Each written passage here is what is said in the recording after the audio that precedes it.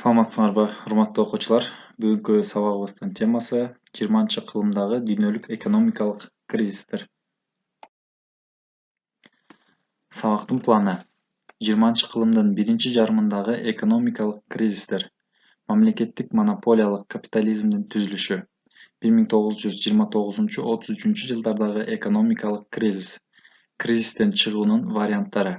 20-кылымдын экинчи жарымындагы кризистер. 1980-82 жылдардагы дүйнөлүк экономикалык кризис. Антикризистик мамлекеттик жөнгө салуунун этаптары. 20-кылымдын биринчи жарымындагы экономикалык кризистер. 19-кылымдан тартып экономикалык кризистер мезгил-мезгили менен болуп турган. 1900-902 жылдары экономикалык кризистер Россия менен Америкада башталган. Кийин Англия, Австрия, Бельгия, Италия, Францияны камтыган. 1929-33 жылдардагы экономикалык кризис. 1929-33 жылдарда капитализмдин тарыхында эң оор экономикалык кризис болгон. Кризистин себеби өлкөлөрдүн экономикасынын рынок мамилелерине өтүшү менен түшүндүрүлгөн. Мамлекеттик монополиялык капитализм. 19-20 кылымдарда илимий техникалык революциянын натыйжасында өнөр жай дүркүрөп өсүп, өндүрүштүк жана банк капиталдары биригип, монополиялар пайда болгон. 20-кылымдагы кризистер монополиялардын жеке кызыкчылыктарынын аракеттеринен келип чыккан. 1929-33 жылдардагы экономикалык кризис узакка созулуп, АКШ Германиянын эли өзгөчө жабыр тарткан.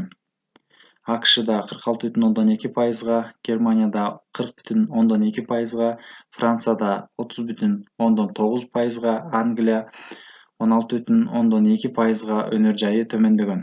32 мамлекетте кризистен улам жумушсуздардын саны 5,9 миллион адамдан 26,4 миллион адамга өскөн. Кризистен чыгуу аракеттери. Кризистен чыгуунун багыттары. Либералдык реформатордук багыт. Американын багыты. АКШнын президенти Рузвельт жаңы багыт саясатына өткөн. Социалдык реформатордук багыт. Скандинавия өлкөлөрү жана Франциянын багыты болгон. Тоталитардык багыт. Германиянын багыты.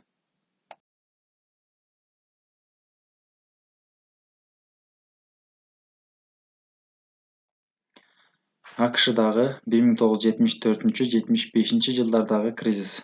1974-75 жылдардагы кайталанма кризис отун энергетикалык жана чийки зат өндүрүүчү тармактарды да кучагына камтыган. 1974-75 жылдардагы экономикалык кризис масштабдуу болгон. Ал АКШ, Англия, Германия, Батыш Европа, Японияда болгон. Өзгөчө Америкада терең болуп, турак жайдын 50%, машина куруу, химиялык жана башка тармактардын 20-30%ын камтыган. Анда жумушсуздардын саны 8,5 миллион адамга жетип, жоготуу $400 миллиард түзгөн.